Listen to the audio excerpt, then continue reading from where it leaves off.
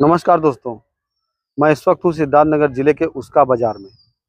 उसका बाज़ार में अम्बेडकर नगर में, ये वार्ड नंबर 2 है और अम्बेडकर नगर इसका नाम है। मैं बात करूँगा गिरजा शंकर सहानी जी से, जिनकी जो पुश्तैनी ज़मीन है वह कई वर्षों से जो है दूसरे के कब्जे में है और कई मुकदमे इनका चल भी रहा है। लेकिन बेचारे इतने परेशान हैं कि इनके पास जो है अभी तक वो इनके कब्जे में नहीं आ पा रहा है। आखिर वजह क्या रही कि 1995 से लेके अभी तक इनके ज़मीन इनके पास नहीं आया। मैं इन्हीं से जानूंगा। गिरजा जी बताइए कि सबसे पहले आखिर मछुआरों के साथ देखिए, अगर बगल में नदी है, नदी किनारे मछुआरे बसते हैं जी। लेकिन आपकी ज़मीन जो है इस नदी के किनारे ही है, बहुत ज़्यादा दूर तो है नहीं। लेकिन वजह क्या रही कि उस पर कब्जा हो गया, लोग घर के दूसरे लोग बैठे हैं? ऐसा है, ये जो बंधा पहले नहीं था। जब नंबर तो हमारा है ही, यहाँ से लेके वहाँ तक ले। तो ये जब बंधा बन गया तो कुछ जानते हैं, विरोधी कुछ चढ़ा दिए उसको।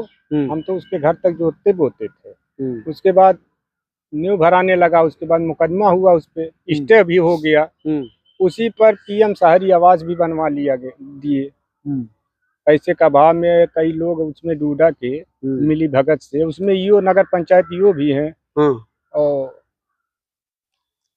देखिए उनका डूडा अधिकारी भी है। नाम रहने दीजिए, बताइए। हाँ, कई लोग मिलजुल करके, एक जे है सूरज प्रजापति है, यही सब मिल करके पहले। अरे देखा जाए 95 से लेकर अधिकारी न जाने कितने आ गए होंगे, सरकारें कितनी बदल गई। बहुत सरकारें बदल गई, लेकिन आपको न्याय नहीं मिला। नहीं न्याय नहीं मिला।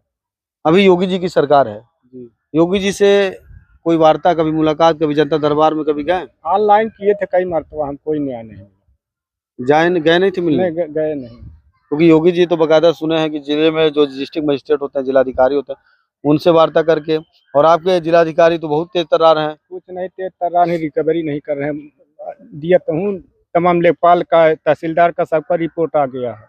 रिकवरी करना चाहिए उसको ना। अच्छा, कुछ ऐसी बातें बताइए शॉर्ट में कि अधिकारी समझ पाए कि आपको किस तरह से वो काम करेंगे कि न्याय आपको भी मिल सके और किसी को तकलीफ भी ना हो।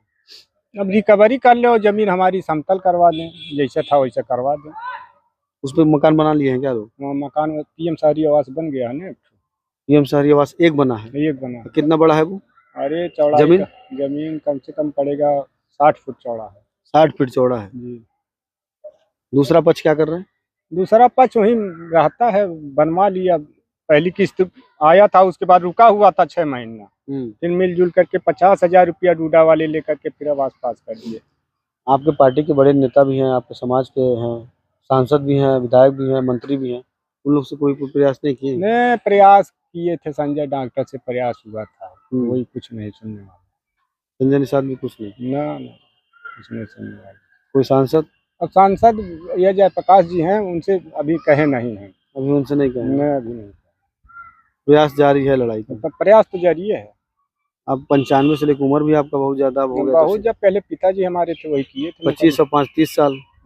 30 साल की लड़ाई लड़ रहे हैं आप? हाँ, हो गया 30 साल। अब आपके बच्चे आगे लड़ेंगे? लड़बे करेंगे। ये है कि मुकदमा खत्म होने वाला है। उनका खारिज हो जाए। क्या उम्मीद लग रहा है आपको? उम्मीद जब मुकदमा के दौरान, अब मुकदमा खत्म होगा तभी उस पर कोई कार्रवाई होगी, तभी प्लानिंग बनेगा। मकान तब तक गिरवावे, डीएम साहब को दिया हूँ, ऑनलाइन किया। चलिए, बहुत बहुत धन्यवाद आपका। और समस्याओं को माननीय महाराज जी को, मुख्यमंत्री जी को एक बार संज्ञान में आप खुद ला दीजिए कैमरे के माध्यम से अपने। ऑनलाइन तो किया हूँ, रिपोर्ट भी आ गया है। यहाँ भेजे थे लेखपाल, फिर रिपोर्ट लगाया है। ये सारी बदमाशी डूडा वालों की।